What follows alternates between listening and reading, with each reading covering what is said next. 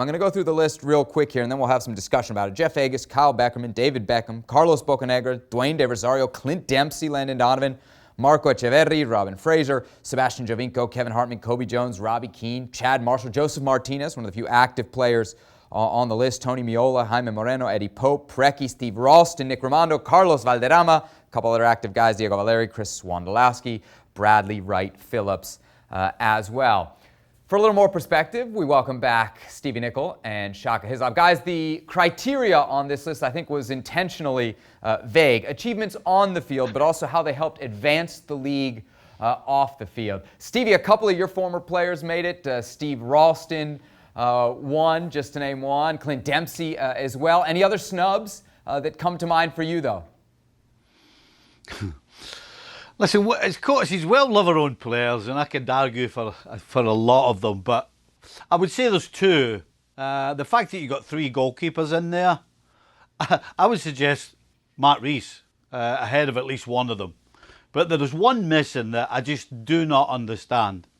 A guy who was the most dominant defensive midfielder, stroke attacker maybe, probably for a 6-year period, was Shalrie Josef. I cannot believe that Shalrie Josef has not made it in to that list. Yeah, it's a position that didn't get much love on the list. Stevie, Kyle Beckerman, really the only holding midfielder that was in the top 25. Shaka, any obvious absences for you?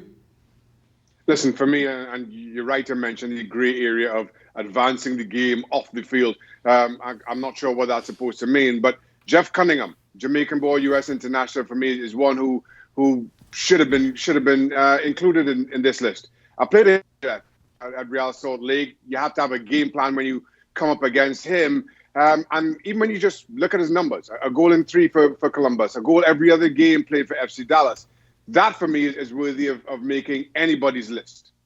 All right, well, list is really just something to complain about. Our producers asked me, Seb, do you have anything to complain about? The answer to that is always yes, so I'll take a moment here to point out a couple absences that I might have liked to see. First of all, let's go way back, right? Let's go back to the early 90s.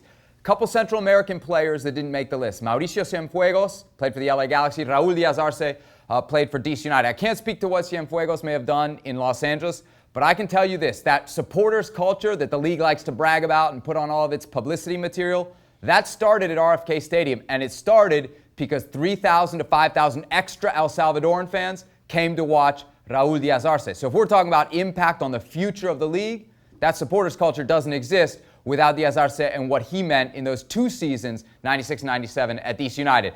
Then I feel personally attacked by the fact that there's not a Mexican player on this list. You telling me no Jorge Campos, no Cuahtemoc Blanco, okay, fine. Bigger off the field than on the field.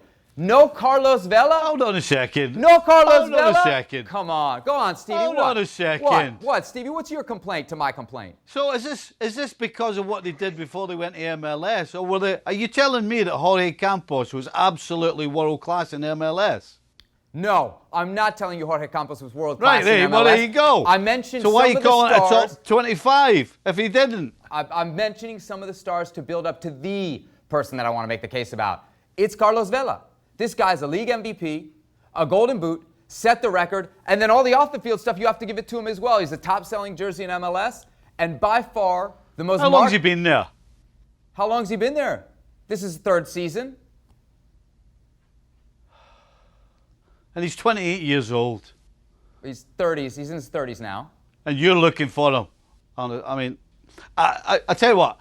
Do you know what? Nobody has scored more goals in the history of the league in a season. I tell you what, before you get to your point, why is Giovinco winning it? He played 2 seasons? There you go. If Giovinco can make it, Vela can make it.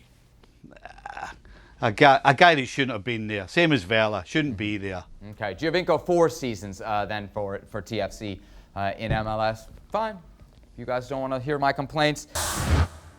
Well, thank you very much for watching ESPN on YouTube. For more sports highlights and analysis, be sure to download the ESPN app. And for live streaming, premium content, and let's not forget as well, ESPN FC 7 days a week. Subscribe to ESPN Plus.